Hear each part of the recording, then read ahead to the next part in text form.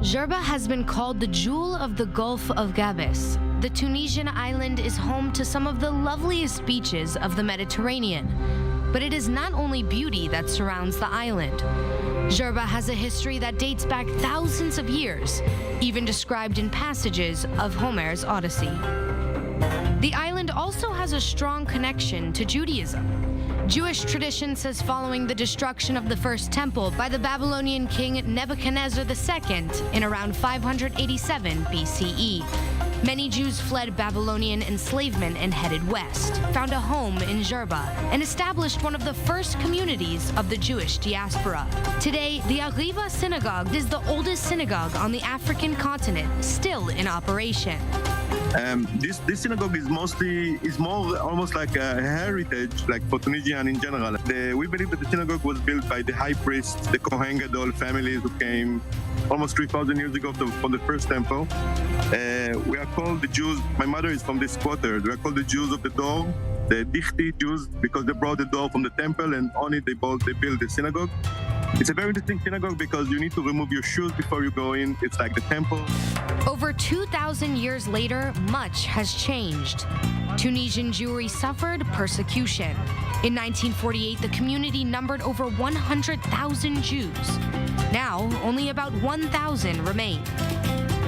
Though times have changed, the Hara Synagogue remains a historic and spiritual landmark of the Jewish people, with thousands flocking to the site every year to celebrate the Hilula of Djerba, a traditional feast and procession during the Lag BaOmer holiday.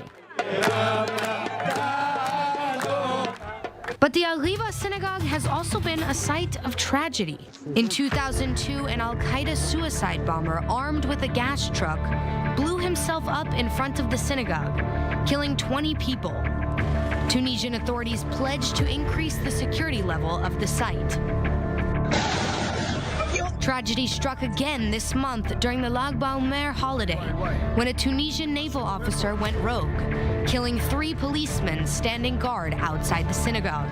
After retrieving their ammunition, he proceeded to attack more victims, shooting and killing Jewish pilgrims and cousins, Benjamin and Avial Haddad. When I arrived at the car park of the synagogue, I could not find a place. I turned around and went to the other car park. All of a sudden, we heard a noise. It was a very loud noise that lasted for about 10 minutes. After everything calmed down, the police arrived and pulled us out of the car park and told us not to be afraid. I couldn't think of anything. The only thing I could do was to call my son. There was nothing we could do. The police blocked all the entrances to the synagogue. We couldn't go out. There must have been between 2,000 and 3,000 people inside. We were stuck. We couldn't do anything for almost 3 hours. The terrorist injured 9 others before being neutralized by security forces. Tunisian authorities are still investigating the case.